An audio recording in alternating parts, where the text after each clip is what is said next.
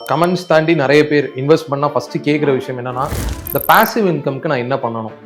அதுவும் இல்லாமல் இந்த பாசிவ் இன்கம்னா ஃபஸ்ட்டு என்னன்னு சொல்லுங்க. So passive income is nothing but நீங்கள் ஆக்டிவாக ஒர்க் பண்ணும்போது நல்லா சேவ் பண்ணி ஒரு அசட்டை பில்ட் பண்ணிட்டீங்கன்னா, நீங்கள் ஒர்க் பண்ணாத சமயத்தில் that asset will give you some income. Sir இப்போ ஏர்லி ரிட்டையர்மெண்ட்னு ஒன்று இருக்குது. ஸோ நான் அதுக்கு பிளான் பண்ணோம் அப்படின்னா நான் எப்படி பிளான் பண்ணுறது? அதாவது நான் எப்படி கேட்குறேன்னா, எனக்கு 30 இயர்ஸ் ஆகுது, நான் 45 இயர்ஸில் ரிட்டையர் ஆகணும்னு நான் நினைக்கிறேன். அப்படின்னா நான் என்ன பண்ணணும் சார் அதுக்கு? நீங்கள் 3 crore சேர்த்துருந்தா மட்டும்தான் நீங்கள் 15 இயர்ஸில் இன்னைக்கு 50,000 ரூபா உங்களுக்கு வேணும்னா 15 இயர்ஸில் உங்களுக்கு வந்து பார்த்தீங்கன்னா அட்லீஸ்ட் ஒரு 1.2 lakhs ஆகுது தேவைப்படும். Okay, because of inflation. Sir இப்போ நீங்கள் சொல்கிறீங்க இந்த 15 இயர்ஸ் டைமில் நீங்கள் இது பண்ணிடலாம் அப்படின்ட்டு, இது 100% ஷியூரா சார்? பெர்ஃபெக்டாக அதனால் பண்ண முடியுமா?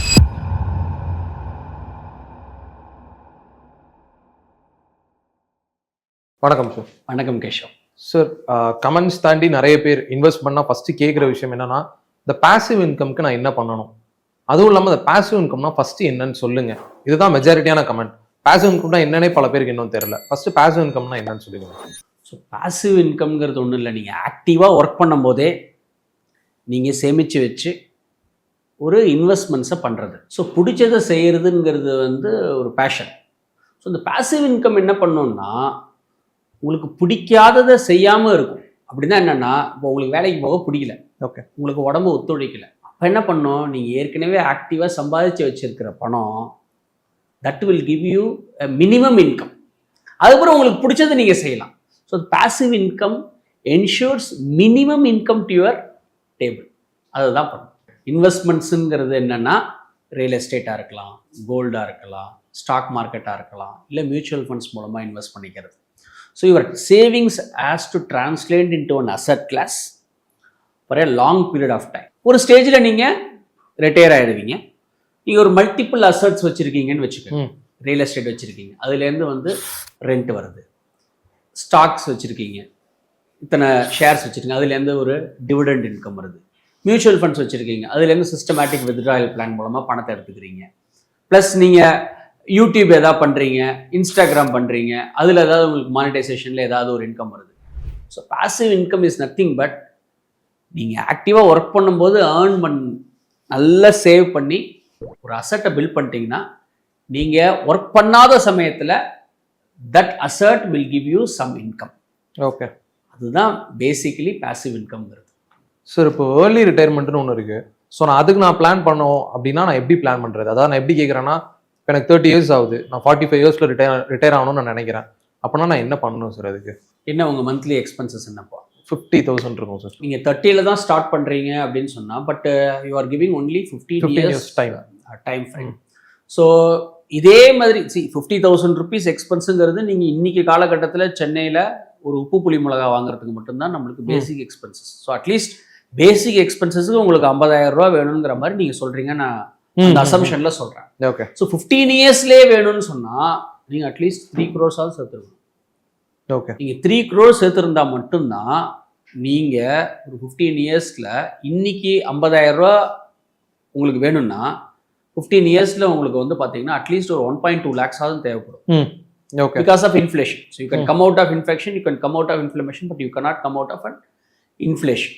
ஸோ இன்ஃப்ளேஷன் இருக்கிறதுனால, பணவீக்கம் இருக்கிறதுனால அட்லீஸ்ட் நீங்கள் 3 கோடி ரூபாயாவது நீங்கள் 15 வருஷத்தில் சேர்த்துருக்கணும். 3 கோடி ரூபா நீங்கள் சேர்த்துருந்தீங்கன்னா அதுலேருந்து நீங்கள் மாதம் என்ன பண்ணலான்னா 1,20,000 வித்ட்ரா பண்ணிக்கலாம். ஸோ பட் 1,20,000 நீங்கள் என்ன பண்ணலாம்னா பேசிக் எக்ஸ்பென்ஸ் யூஸ் பண்ணலாம். பட் அடுத்த வருஷம் அது ஒரு இன்னும் ஃபர்தராக இன்ஃப்ளேஷன் இருக்கும்ல. ஸோ எவ்ரி இயர் நீங்கள் என்ன பண்ணிக்கலாம்னு சொன்னால் ஒரு 5 to 6% இன்க்ரீஸ் பண்ணிக்கலாம். இந்த மாதம் ஒரு 1,20,000, அடுத்த வருஷம் பார்த்தீங்கன்னா அதோட இன்னும் ஒரு 5% ஜாஸ்தியாக.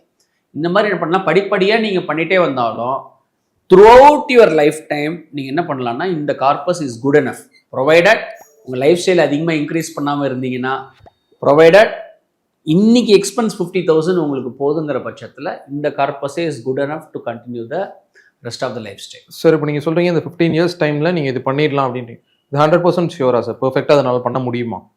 பர்ஃபெக்ஷனுங்கிறது எதுவும் கிடையாது. ஓகே, லைஃபே வந்து இம்பர்ஃபெக்ட் தான். நம்ம ஒரு ரோட் மேப் எடுத்திருக்கோம், ஒரு காம்பஸ் எடுத்திருக்கோம், இந்த டைரக்ஷனில் போனால் இது நம்ம ரீச் ஆகிடுவோங்கிறது தான். ஸோ நீங்கள் பர்ஃபெக்டாக வந்துருமா, சரியா வந்துருமான்னா there is no concrete answer to it. லைஃபே அர்த்த சாஸ்திரத்தில் என்ன சொல்லுதுன்னா life itself is very very very imperfect. Okay. Gold has got no fragrance. தங்கம் வந்து அவ்வளோ விலை உயர்ந்ததா இருக்கு, அதுக்கு எந்த ஒரு நறுமணமும் கிடையாது. சுகர் கேன் கரும்பு வந்து அவ்வளோ ஸ்வீட்டாக இருக்குது, ஆனால் அது வந்து ஒரு ஃப்ரூட் கிடையாது. சந்தன மரம் சாண்டல்வுட்டு அது வந்து அவ்வளோ வாசனை வருது, அதுக்கு ஒரு பூ கூட கிடையாது. அறிஞர்கள் ஸ்காலர்ஸ்னு சொல்கிறோம் இல்லையா, அவங்க வந்து என்றைக்குமே பணம் சேர்த்தது கிடையாது. நல்ல ராஜா ரொம்ப நாள் வாழ்ந்ததே கிடையாது. ஸோ லைஃபே இம்பர்ஃபெக்ட் தான். இதை முதல்ல நீங்கள் அக்செப்ட் பண்ணிட்டு இன்வெஸ்ட்மெண்ட்ஸுக்கு இது ஒரு ரோட் மேப், இது ஒரு காம்பஸ். இப்படி பண்ணால் இந்த டைரக்ஷன்ல போனா அங்க ஆல்மோஸ்ட் ரீச் ஆகிறதுக்கு வாய்ப்பு இருக்குன்னு தான் நம்ம சொல்றோம். There is no perfect answer to any of the questions that you asked. But அதுக்கான ரோட் மேப் நீங்க சொன்னதா இருக்கணும், மல்டி அசெட்ல வச்சுக்கணும் நீங்க உங்க இதுல. ஆமா, நீங்க இந்த மாதிரி சேவ் பண்ணிட்டு வந்தீங்கன்னா இந்த கார்பஸ் ரீச் பண்ணிடுவீங்க. நீங்க மியூச்சுவல் ஃபண்ட்ஸ்ல தான் பண்ணணும், ஈக்விட்டில தான் பண்ணணும்னு நான் சொல்லவே இல்லை. நீங்க அட்லீஸ்ட் இதை சேவ் பண்ணி இந்த ரிட்டர்ன்ஸ்ல பண்ணீங்கன்னா உங்களுக்கு வந்துடும். சப்போஸ் நீங்க அது ரியல் எஸ்டேட் மூலமா பண்ணா கூட உங்களுக்கு என்ன ப்ராப்ளம்னா, இன்னைக்கு ரியல் எஸ்டேட்ல நீங்க 3 கோடி ரூபா ப்ராப்பர்ட்டி இருக்குன்னு வச்சுக்கோங்க. 3 கோடின்னு வேணாம், நம்ம இன்னைக்கு 1 கோடி வச்சுக்கலாம். நீங்க 1 கோடி ரூபா ஒரு ப்ராப்பர்ட்டி இருக்குன்னா உங்களுக்கு 20,000 ரெண்ட் வராது. ஸோ அந்த ரெண்ட் வந்து 20,000 இன்னைக்கு வருதுன்னு வச்சுங்க, 25,000 வருதுன்னு வச்சுங்க ஒரு கோடிக்கு. அது 10 வருஷம் கழிச்சு அது அப்படியே 1 லட்சம் ஆயிடாது. ரெண்டல் இன்கம் வந்து 2% 3% தான் மேலே போகும். ஸோ அதனால தான் என்ன சொல்றோம், நம்ம கோல்டில் அதிகமாக வச்சுக்காதீங்க, ரியல் எஸ்டேட்ல அதிகமாக வச்சுக்காதீங்க, வீடா நிறைய வாங்காதீங்க. ஏன்னா ஒரு ரிட்டையர்மெண்ட் வேணும், ஒரு பாசிவ் இன்கம் வேணும்னு சொன்னால் ஃபினான்ஷியல் அசெட்ஸ்னா preferably mutual funds, bank FD, post office இந்த மாதிரி வச்சிருக்கும் போது, ஏன்னா அசெட்ஸ் நிறைய வச்சு பிரயோஜனம் கிடையாது. ஒரு some point of time you need income. வீட்டில் சாமானம் வாங்குறதுக்கு உங்களுக்கு இன்கம் வேணும், பணம் வேணும். அந்த இன்கம்மை ப்ரொவைட் பண்ணுறது உங்களுக்கு மியூச்சுவல் ஃபண்ட்ஸ் பெட்டராக இருக்கும்னு நம்ம சொல்கிறோம். ஸோ இதெல்லாம் பண்ணாலே போதும்ல சார்? அதாவது நம்ம ஏர்லி ரிட்டையர்மெண்ட் ஆகிறதுக்கு இது பண்ணால் போதும். இதை பண்ணாலே you will at least go to the destination. அங்க போயிட்டு நீங்க அங்க போய் அப்புறம் தேடிக்கலாம். நீங்க ஆல்மோஸ்ட் ஒரு 100 மீட்டர் போனோம், க்ளோசர் டு த டெஸ்டினேஷன் போவீங்க, அப்புறம் you can find a way. Okay, ரொம்ப நன்றி சார். Thank you cash.